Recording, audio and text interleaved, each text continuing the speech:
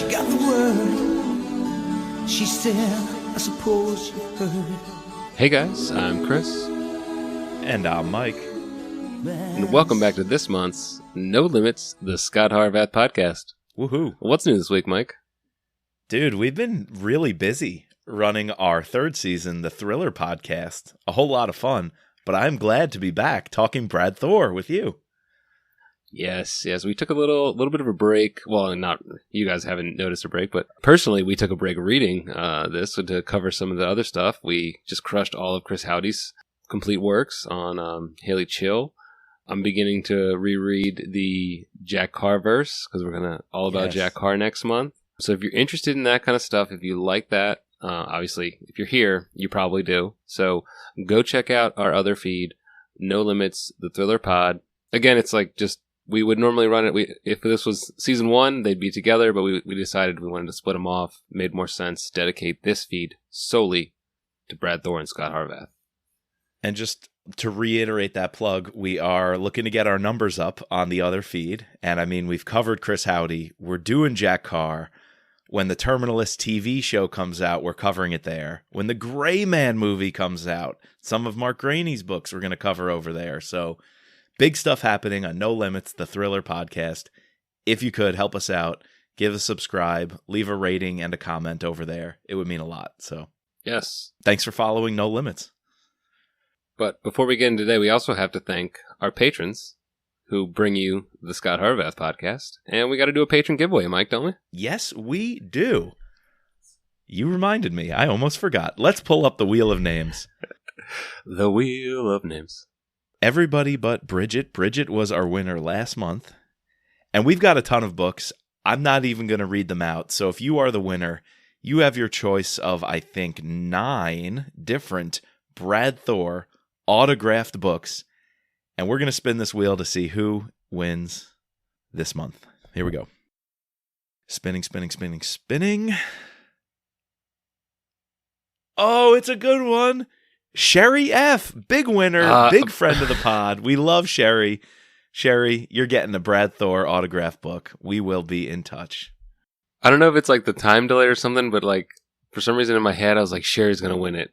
And then you said it. It was, that's funny. There it is. Congrats to Sherry. Our special agent, right? She's our special agent. Yeah, she's our special operator. Special operator, right. Thank you to Sherry and all of our patrons. All right, Mike.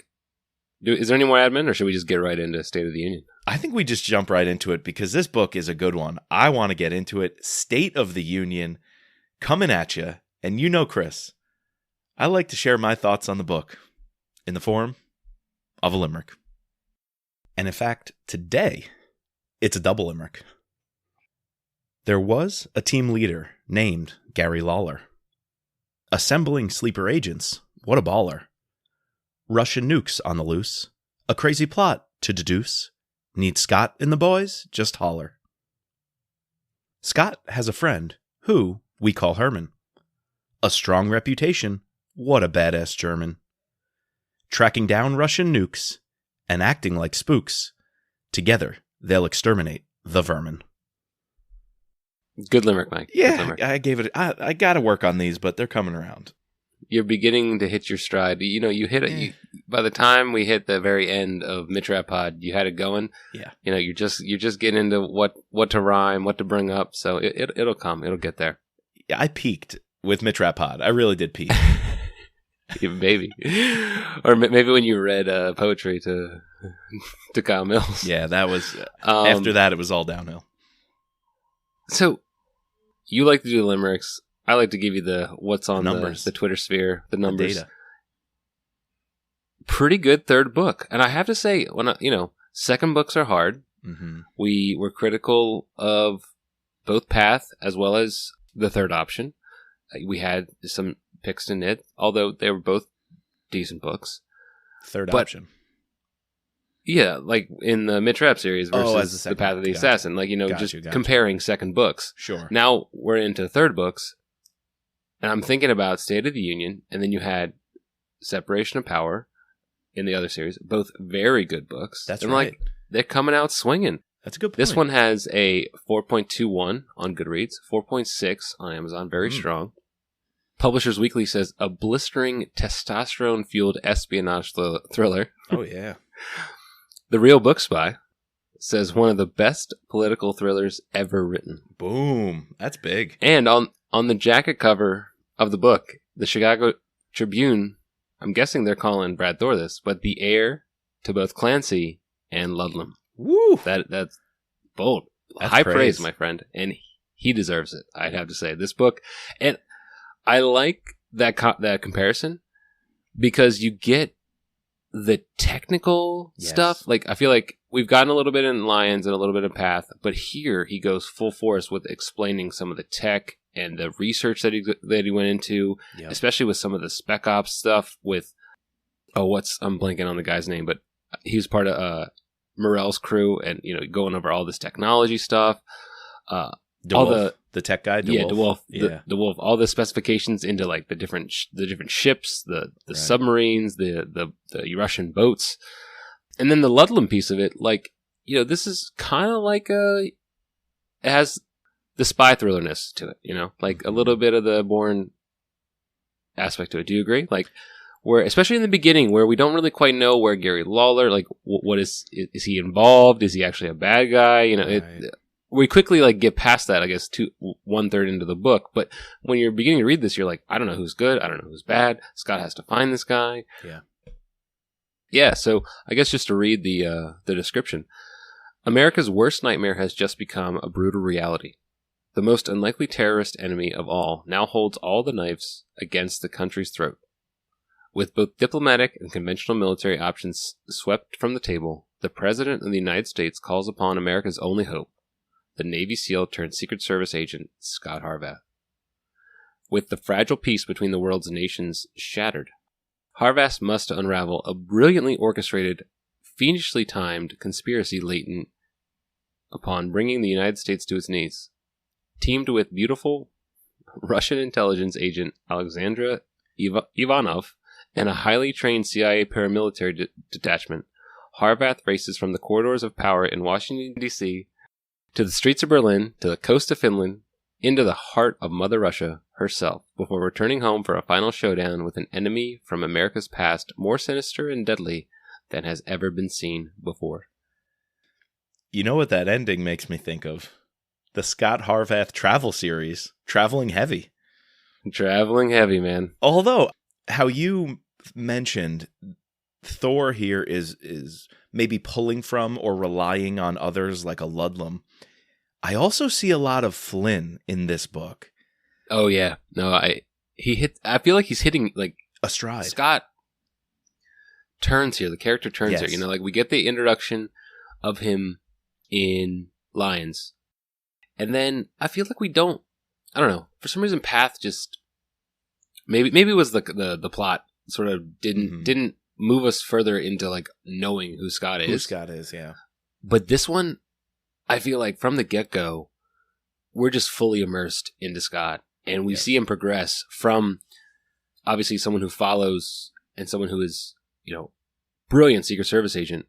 But now we're beginning to see more of like, I guess we saw it a little bit in Lions, but I see it more of him becoming this leader and this like solo leader, Yeah, so a few things on that.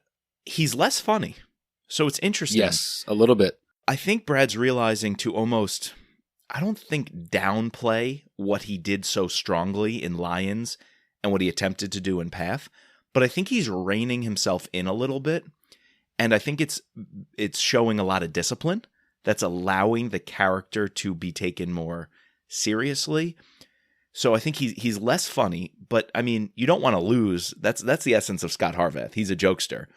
But here he's taking the mission a bit more seriously, and perhaps it's a crazy mission. Well, yeah, it's insane, but that's also perhaps a consequence of his new role, moving away from the Secret Service and more as this like unchained, basically save the world operative.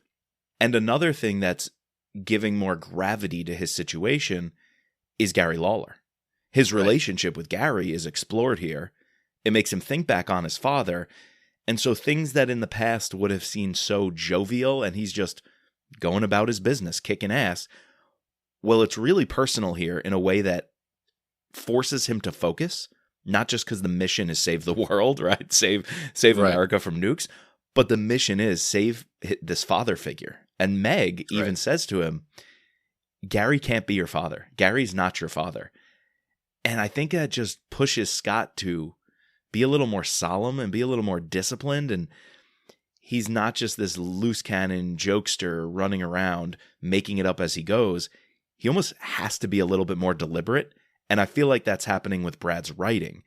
He has to really focus. The writing has to be on point, and he's got to draw on, like you said, with Ludlum and Flynn and what these masters and people have done. It's weird to say it. He's almost reining himself in because Scot is reined in, and that's making the mission so much more pointed. Yeah, just reading the whole thing, I just felt a tonal shift. Yes. In how he approached this book, how he approached the plot, the scenario, Scot. And I guess, just kicking it off with from the very beginning where we get this, Scott's in San Diego. He's there for the anniversary of his dad, memorial service, that he immediately gets pulled away from. Yeah. Right? Because of this mission. And we were reintroduced to Meg Cassidy, who's now his girlfriend. Not a long-lived relationship. So this is kind of like a continuing theme, right? Yeah. He is with one girl, and then she lingers on for the first couple chapters, and then I guess we don't know until the very end of this novel that they decide to part ways. But continuing. I guess we really don't get a constant female figure for Scot until very on in the future, and we're going to cover his relationship with Laura in subsequent books. Right. But yeah, I wanted to ask you, actually, while you're on that, I wanted to ask. Sure. Does Brad Thor have a female problem? Or is it because Scot has one? I'm trying to figure out. We said it was a weak point of Flynn, some of his female characters. We said it was a strength of Kyle, that Kyle Mills really brought out the best in Claudia and when he brought back Donatella. I'm wondering where Brad Thor falls in that. And so far, he nails certain things, like Claudia Mueller was great, but then she's disposed of. And is that because Scot can't keep a thing going? Is it because Brad doesn't want to write a long-standing female character yet?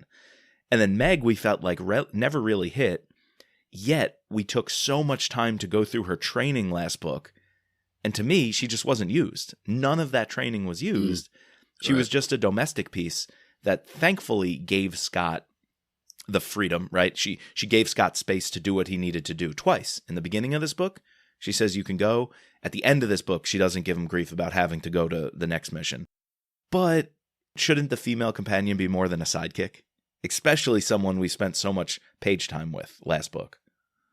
I think it's an exploration, into like how he wants to write female characters, and how he wants to have his lead, have relationships. I think you could probably argue that maybe Flynn's one of his biggest mistakes was tying Mitch down right from the beginning, True.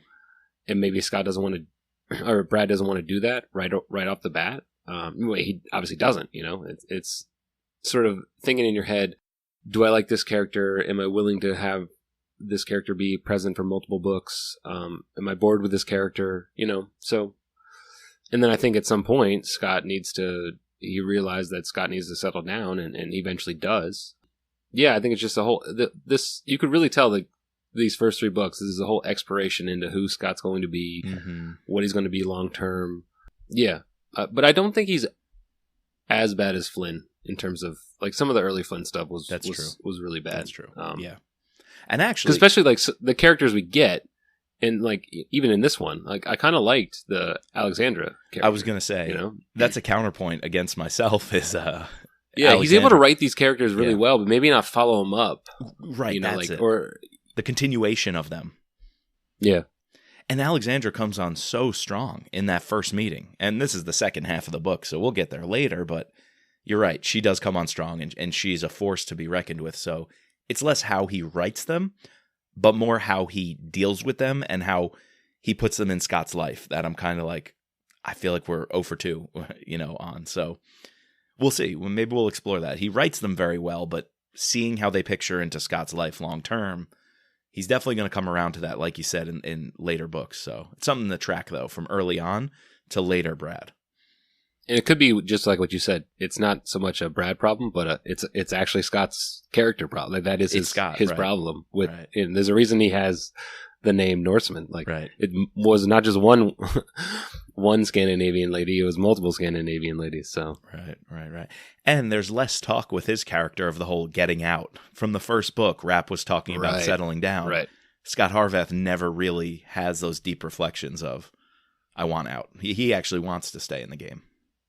And I also think Scott knows what kind of relationship he can have being in the position that he has. Right. You know, like he realizes that he even says that at the end of the book that He does. they know they can't have a normal relationship, especially like in the beginning of this book, he's pulled away. And then his last night with Meg, like that gets cut short because he gets pulled away again, you know? Yep. So. And he already realized this with Claudia. They literally said to each other, both of our jobs, it just can't happen. Right. So, hey, the other Thorism, though, while we're on it, I mentioned the traveling heavy. And yes, I said Brad's kind of like toning it down. I'm actually really glad. I feel like there's less emphasis on traveling around the world, which I know you love. You said we have to start in San Diego and Coronado Beach, which makes it very personal for Scott and his father and the memorial. And then we're really only in Berlin, East Berlin, which are some awesome scenes, and we stay there for a little while with Herman the German. Can't wait to talk that. And then it's really just Russia, this St. Petersburg, Finland, Russia border. I feel like there's really only 3 locations here. A little bit the East Coast when he's going to Gary Lawler's house or Frank Layton's house in Easton, Maryland on the shore. But honestly, outside of West Coast, East Coast, Berlin, and Russia, there's not a lot of world traveling, which is good because last book, it almost was too much. We went to Italy just to go to Italy. And I feel like here, Brad's letting the story lead and the plot dictate where the action happens. Like, I love that we stayed in Germany and Russia most 3/4 of this book, I would say. And I thought that was important because of how the story was unfolding. Yeah, and I think while it might not be as much as both Lions and as definitely not as much as Path was ridiculous. Yeah. But what we got of it, just the descriptions of these places, because of his past, because of how he does, it's something he cares about. If you follow him on Instagram, he's always like somewhere crazy. Oh yeah. I saw the other day he was riding around. I think it was like either in Lake Como. He was driving around on one of those like antique wooden. Like the teak boats, you know, like they're really, really nice. Legend. What a legend. Smoking a cigar. I know. Absolutely. When we interview him in a couple weeks at 9 p.m., I wonder where the hell he's going to be. I'm going to have to ask him that. He probably had some pappies on that boat. You know it. Oh, yeah, for sure. For sure. That man is a myth. He's an absolute myth. I love the Berlin stuff. I just want to talk about Herman the German and the team. And I mentioned Flynn was an influence here. I've actually been waiting for, and perhaps this is me to come around. I haven't come around to that like team up kind of feel that Vince used to give us with all the guys from Mick Reavers and Scott Coleman and when Marcus Dumond was on board and all these other names. Those were some of my favorite Flynn moments, right? When the team comes together and Rapp was a lone wolf, but when he had to operate and rely on these guys, it just created an awesome, fun dynamic. I haven't yet felt that way with Scott and Gordo. I guess he's so new. And Morel just came around last book. I wasn't sure if I was on board with him. I really love the team up here. And not only those guys, and Skip Trawick, I love when he pops up. And it's so much fun. This is the first time I felt that team up really was just a delight. And for the story, it needed to happen. He needed the guys to get him out of the firefight a few times. And that also happens with Herman the German. Right. Chris, do you remember in Lions how Scott got the alternate ID and the passport he needed? From Herman the German. Well, yeah, Herman the German wanted to thank him for some ops they ran, and he put him in touch with his ID guy. Oh, he had a funny nickname. Oh, what was it? Oh, I'm blanking on it, but yeah, I know what you're talking about. Yeah, and I asked you, I was like, do you think we see these guys again? Because I like this little like side story here. And we were both like, nah, I don't really think that comes up again. And boom, we're giving Herman again. Oh, Tinkerbell. Right. Tinkerbell made the fake IDs for them. I don't think we see Tinkerbell again, but I'm glad that little nugget that was dropped about his friend in Berlin who hooked him up, we now spend a lot of time with him. And he has an awesome team. Seb and all the other people, literally they're traveling heavy with their equipment to back up Scott and what he needs to do. Yeah, I think, like, to your point, the first two books, Scott was often an adversary working as a lone wolf, Yes. like, to these people, like, Yes. especially in Path, right? Morel did not want to deal with him. In the first one, Gary. he's conducting this investigation sort of, and Gary doesn't want him to be involved, right? 'Cause Exactly. Gary thinks he might, either is too close to the situation or whatever, but he doesn't do it, so he can't team up with anybody. But now he's more enmeshed. He has this team, and I like how they come together. The Morel storyline is a little bit of a heel turn. Like, he quickly went from being an adversary to now he's Scott's. Well, he does say, like, I guess, apprehensive friendship that he has with him. But I like Gordo. Yes. I like the two other guys who are, one's the explosive guy and the other one is the comms guy. Yep. Yeah, no, Skips the doctor.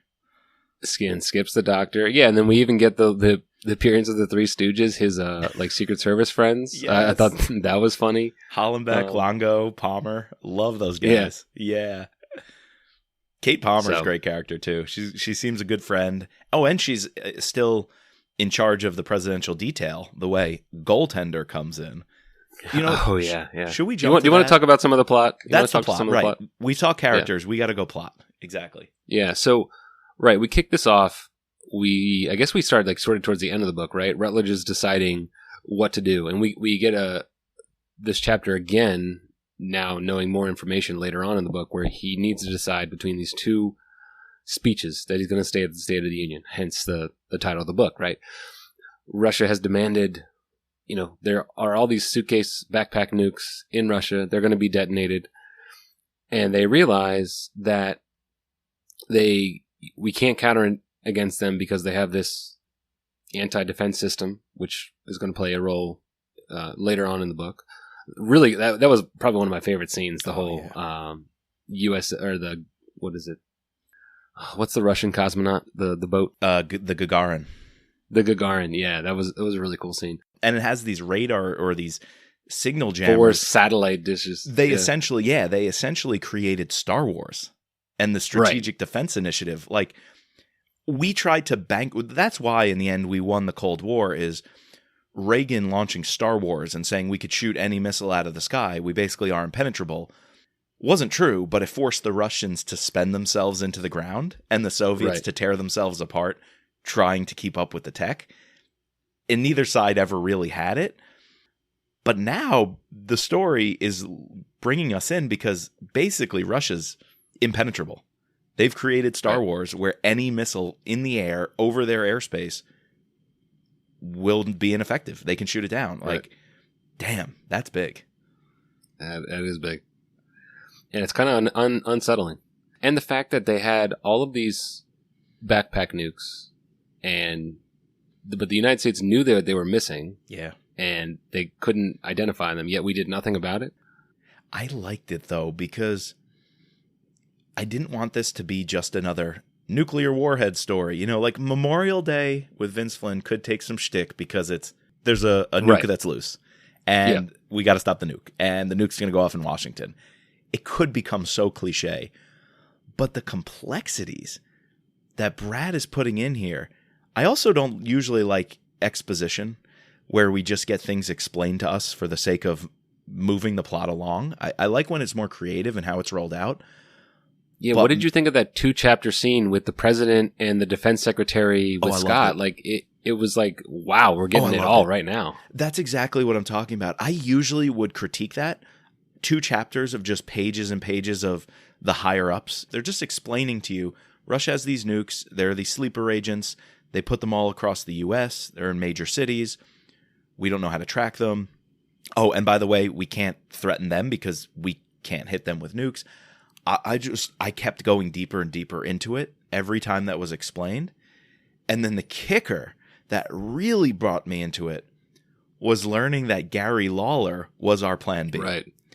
Right. If they're sneaking backpack nukes on the ground into our major cities, Gary Lawler, since what, like the 70s or something, was assembling a team of Army intelligence folks from a unit he had served with.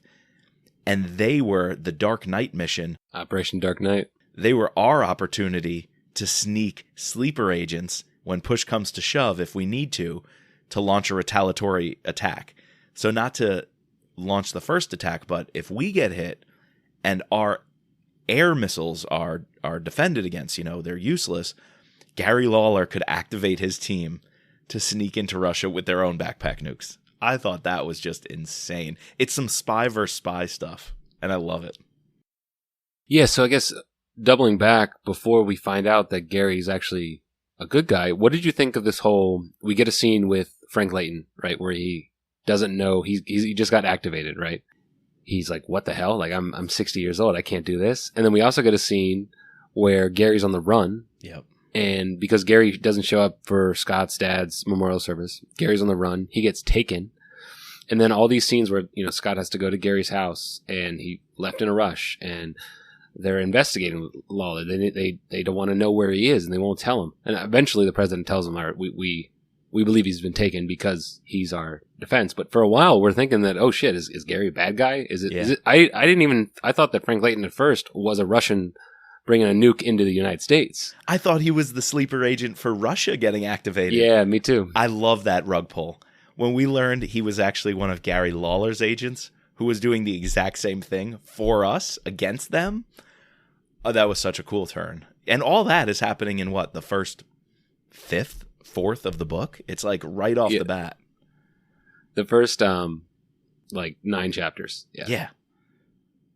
Dude, I love that. So it's kind of a plot line that could be very contrived, very derivative, but no, it's unique, it's gripping, and like you said, the way the story is told, this person is doing this, but you don't know which side they're on. Gary goes missing, you don't know if he defected.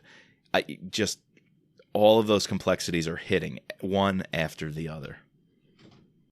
I guess 2 people we have yet to mention so far that we got introduced kind of early on is both this Helmut Dreger character, and I don't know if by this point we might have his name, because there's that one interrogation scene where Gary's like, I killed you, like you killed my wife, like what the hell? And he's doing the dental torture. Yes. Which sounded excruciatingly painful. Like my own teeth started to hurt when I was reading that. Yeah. Oh yeah. But we also meet the Russian generals who, at the very beginning, we find out that they're the ones behind this whole bringing this plot against America, or that there's one Sevastopol, General Stavropol. Yeah, he's Stavropol. nuts. That's the name of a town too, right? Sevastopol is, but okay. I think his name is Stavropol. Stavropol. Oh, okay. Well, Yeah. I listened to, which by the way I wanted to mention, George Goodell reading the audiobook. Yeah, it sounded like Sevastopol. I'll be honest, I thought I was reading a Flynn book when I heard George Goodell. Me too. So it was kind of throwing me for a loop. It makes me appreciate Armand Schultz just because it's much more like in the Scot Harvath universe. Having George was a delight. He was fantastic, but it took my mind kind of out of Scot Harvath and to Vince Flynn, and it was getting a little weird for a while. So it was gonna. I was like, wait, am I reading a Mitch Rapp book? No, this is Brad Thor. This is Brad Thor. Yeah, it was Scot so Harvath. weird hearing him. It was so weird. Yeah, so we get this general. Dude, he kills the other guys with the fire poker. Right, that was pretty sick. Oh my God. That was insane. And there's someone lurking.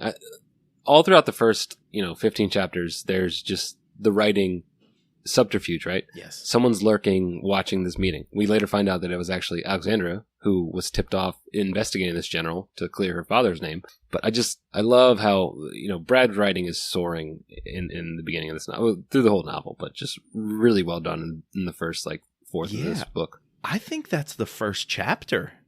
Because the prologue is the president contemplating which State of the Union speech to give, the ones the Russians fed him or his own. And then chapter 1 is the Russian oligarchs meeting. And it's kind of funny how most of them, they even want to vote to keep things as it is. And right. Sevastopol is just so radical. You think this is a democracy? He's like, you think it's a democracy? He goes, you're so used to Western luxuries and Western riches, and that's how, you know, our society's crumbling from the inside. That's why the glory of the Soviet Union is gone. I really bought into him as a hardliner who wants to see the Soviet Union resurrected. So again, it made the whole plot line click because of how this one character driving it was so well crafted. Yeah, and he's scary. He could do some damage. Yeah. He almost reminded me of Kyle Mills's Russian guy, who was even crazier than Krupin. Oh, yeah, the general who got brought out of retirement, right? Exactly. I was getting a lot of vibes there, and those are not vibes that sit easy with you. You do not want those. That juju in the universe. Definitely. Yeah, and then like the third chapter is when we meet an old man who's Frank Layton, and he gets activated. You know, so we're going through these boom, boom, boom. These first two chapters, we're like, what the hell is this book going to be about? You know, the president has to make this decision. These Russians are creating this plot, and then immediately goes to this man getting activated. So that's why my mind was like, oh, the Russians activated him to do a nuke. He's a sleeper agent. Right. Yeah. So I don't know. I just, as you can tell, I'm vibing on this book. I crushed this in the shortest amount of time possible. Dude, yeah, I'm big on this one. Just listen to the excitement of how we're recapping this from the character standpoint and the plot standpoint. Right. We did not have that in Path of the Assassin. It was kind of like going through the motions, like, really, this happened, then this happened. But this book's got me firing on all cylinders. I think Brad Thor is just firing on all cylinders too here. That's like phase one. So all that's like phase one, meeting Goaltender and the president and learning there's this secret op, this spy versus spy with these sleeper agents and nukes.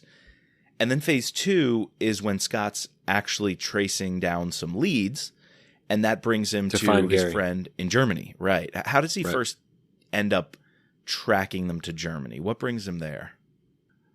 Scott figures out like those numbers that are like in like the burned, something is burned in a trash can. Oh, he knows that's where Gary's being held. But how does he know that? Oh, is it just that they know that he was on a flight to Germany and that he never called back? Is it as simple as that? I kind of like got slipped through my cracks. But right. I think that's where Scott gets sent right after he meets that with the president and the second F. That he immediately goes to Germany. So he must have got information in that meeting. Yeah, exactly. And then there's this whole thing with the beer steins that Scott keeps recognizing, because Gary had one in his house, and then he saw one at Frank Layton's house. Oh, and that brings him to the bar in Germany. Yes. Because I think the bar was written on one of the steins or something like that. And then when he's there, he sees one on the shelf. So when they're not really getting anywhere with the bar manager, he asks him, hey, what about that beer stein with the barbed wire on it? Which is kind of cool. It was barbed wire from Checkpoint Charlie that they all had on these steins. And it turns out those were given to each one of the Dark Knights, the Gary Lawler sleeper agents, and each one had a unique number on the bottom. And so when you were activated, you know, the numbers were part of the passcode. And there's this very, very complex communication system of how they'd be activated or deactivated, how they'd get messages to one another. Oh, and that's another thing. Scott gets Gary's suitcase, and he finds that what he thought was a PDA, one of those personal, like a BlackBerry. But it turns out DeWolf knows it's a burst transmitter, and that was the way he communicated with Layton and the other guys. All before this, we get the takedown at he gets to Germany. He meets up with Herman the German, excuse me. And then they go, the first thing they're going to do is go to Gary's safe house, which he never showed up to. Right. And that when they do the safe house, that's when they get ambushed by some gunner. Scott gets shot at, takes some bullets. Luckily, Scott, I think, gets shot at like 3 times. And the first time, the body armor that Herman the German told him to put on saves his life. The second time, the PDA saves his life. Right. And the third time, maybe it was just twice. Well, there was a grenade at the end, and he hid behind the grenade, and he hides behind the marble. Yeah. So Scott is, counting his lives in this one. He's the survivor, man. But what did you think of the description with the German like tactical force that like Herman got like on loan, like the SWAT team? That was really cool.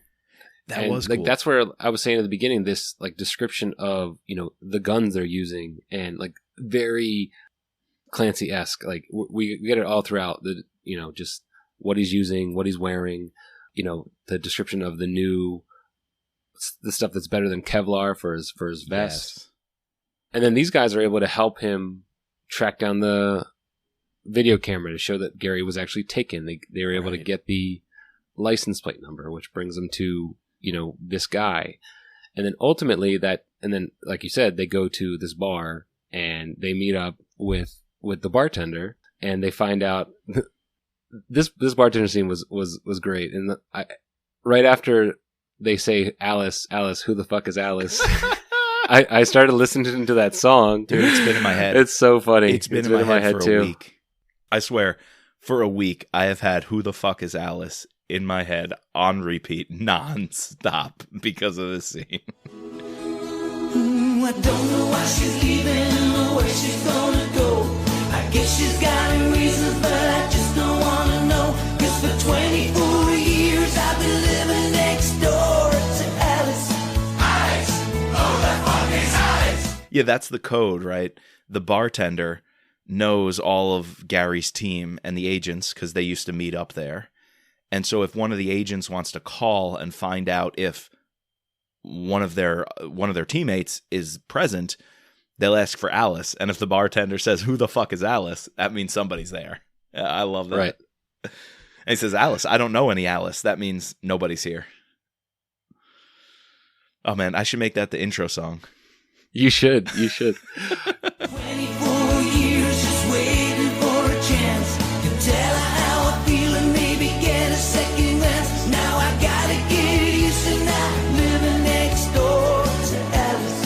Alice, oh that fucking Alice. You actually had I guess you had read up farther than me. Yes. And you text me, you're like, Alice. Who? Let me pull it up because it was kind of funny exchange. It was like in the middle of one of our text chains. I knew I just dropped that, and I think you did 2 question marks, and I was like, "Oh, okay, he's not there yet." Yeah, you must have been confused. Pull it up quickly. Although there's something with Alice in the new Jack Carr book, which because I've been reading this, I put off. So I'll get there soon, but. Everyone who's read the new Jack Carr book, there's some really weird social media comments about Alice, like "Good night, Alice" or something. So I'm like, that's pretty funny that 2 back-to-back books that I'm going to read both have some sort of Alice line. I have no idea what it is, but in Jack Carr, there's something. Well, it was Tuesday. We were going to record our Insurrection Day pod, and you texted me, "Who the fuck is Alice?" ! I said, "Do you want to record later?" And then I said, "Alice who?" And you said, exactly, who the fuck is Alice? Did I put that in all caps? You. I thought I put that in all caps. I just ignored it. And I was like, okay. And then when I got to it, I texted you back. I was just like, okay. Yeah, I was like, oh, sure, whatever. And then as soon as I read that part. Sure, weirdo. Sure, I texted you, Alice. Who the fuck is Alice? I knew once you texted me. I was waiting for it. I was like, I bet any hour now he's going to text me, who the fuck is Alice? I was like, I was waiting for you to do it. That was like the time when you were waiting for me to text you about the twist in Deep State. In Deep State. Like, you knew I hadn't gotten there yet. Oh, I knew you weren't there. Exactly. We got to keep this up. Yeah. Alice, oh that fuck is Alice. All right, so I guess just a little bit more about, this. I really enjoyed, I guess maybe that was another reason why I like this, because I like Cold War spy stuff. Yes. I like the description of Gary and his team's past and how they use this bar. And then we get a little bit later on with how they use the brothel, and I guess we'll talk about that next time. But, just their interactions in Germany behind the Iron Curtain, reminds me of, what the stuff that Vince. Yeah, like what Vince talked about with Thomas Stansfield. And why am I blanking? And Stan Hurley. I don't know. Just I really dig that stuff. Totally. And it was woven in nicely through the story here. And another connection to that, and maybe it's our final action scene for part 1. in the first half of this book, but we actually get a Cold War relic, or even a World War II era relic in the subway station. Yeah, the subway station scene was really cool. Really cool. They basically chase the one guy and follow the one guy whose trail they've was been the shooter. on. The shooter who ambushed them in the apartment. And they follow him into this train station, and he goes up the tunnel, and they're really confused. They're like, there's no stations between here and there. Why would he go there? But then on the way in this tunnel, they happen upon a ghost station. It's an abandoned, I think it was World War II era, or maybe early Cold War era subway station. And Herman the German says most of these were closed up. They actually, closed them, demolished them, because with the border of West Berlin, reintegrated them. They integrated them, right? They reintegrated them. But this one was unique because I think it was on the East German line, but it was in West Germany, or vice versa. Right. So it would the trains would have to go under the other side's territory to continue back into their side. And so this one was like an anomaly that slipped through the cracks. And it's where Sevastopol or Stavropol, Helmut Draeger and team are meeting up. And it's where they're hiding Gary Lawler. Yeah, and where they're doing the interrogations. Yeah, the interrogation. Yeah. To drop a Thorism here, did you notice the little puzzle and the game and the riddle to get into the train station? Yes, where there was with the cigarette, the vending machine dispenser. Yeah.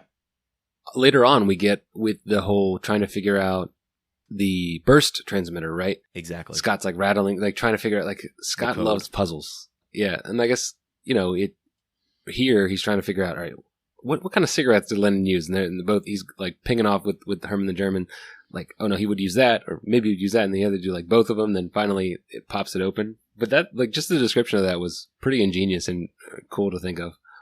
It's something he's I want to use this Cold War era cigarette case somehow or cigarette dispenser somehow in my story. How do I put it in there? Right. How does it play a role? One other thing about the train station, I forgot, it's under the Russian embassy. Or right, what used to be the Russian embassy. Embassy. Right. It was the station for it. So that was another complication of why they're using it. And I might be a bit of a hypocrite here. I listened to the abridged version the second time around. Oh, okay. I was going to say. Yeah, so I listened to the full version, which I think was 12 or 13 hours. The abridged version was 4 or 5, something like that. Yeah. And I got to be honest, I don't know if it's just because of Brad Thor, but I really liked it. And here's an example of why I bring it up now. The puzzle thing, which I thought was cool at first, they sometimes get a little long in the tooth. The puzzle thing just goes a little too long for me and gets a little too intricate where it almost seems unlikely. Oh, you had to pull both of Lennon's 2 favorite cigarette brands. Where in the abridged version, things like that are just cut down. How do we get in? And then Scott thinks for a minute and goes, what was Lennon's favorite cigarette? And then someone says it and then he goes, boom, that's the lever. And it opened. To me, interesting. Okay, so it changes the actual plot. Well, no. It condenses the plot. It condenses it. It's the essence of it. But I thought it was well done because almost nothing is stripped out plot-wise. No major scenes are completely ignored. And so it's rare for me, but the abridged version did a really good job of telling the story a little more succinctly. And another criticism I've had now that we're 3 books in, they get a little long for me, especially just coming off of Chris Howdy, whose writing is so snappy, so propulsive. The Brad Thor books are a little bit more of they're dense, they're thicker. The abridged version was kind of nice as a refresher to kind of snap through really quickly. Is there a reason you chose the abridged version this time around? Or you just wanted to compare? Well, so it was my second read for the pod. So I read the full book, and then I chose the abridged one just to do in the last few days as a refresher. So Gotcha. Okay. Maybe that's the purpose of it, right? It's not for your first read. I would never recommend it for your first read of Vince or Brad. But as a refresher of I want to go back to that book. It was kind of nice to have the shorter version to go back to. Not as a first read, but as a refresher. Right. Yeah. Maybe we found the use for abridged versions. Yeah. Do not start reading Vince Flynn with the abridged versions. Please do not. So I guess the last thing to talk about is just this takedown where they're able to... Gary gets shot right? Which leads to him having to go into the hospital. Stavropol gets away, and they kill the gunman, right? That sort of puts a bow into this first half of the novel. They got Gary, but now they need to see if they can get information from Gary. And the number one thing Scott needs is that he made contact with Frank Layton, who doesn't trust him yet. So Scott really needs Gary's codes to call him off, to prove who he is to Frank Layton to call him off from making the attack. Because otherwise, Layton, where we leave it, is sneaking into Russia with a nuke through the Gulf of Finland, and we're pretty sure it's a setup. The Russians want to catch an American launching a first strike attack. And so if they can get an American going into their territory with a nuke, that's going to give the Russians a lot of bargaining power to pin things on us. Right. All right, guys, we hope you enjoyed the first half of State of the Union. Come back to us next week, where we'll be giving you the second half. Again, we need to thank our patrons, including our special operator, Sherry F., our special agents, Daryl, Kevin, George, Matt, Dawn, Dennis, Peggy, Catherine, Ray, Bridget, Jeff, and Mark. Please subscribe, rate, and review using your favorite podcasting platform. Find us at thrillerpod.com or on Twitter and Instagram at the thrillerpod. And as always, who the fuck is Alice? Who the fuck is Alice? Play us out, Smokey.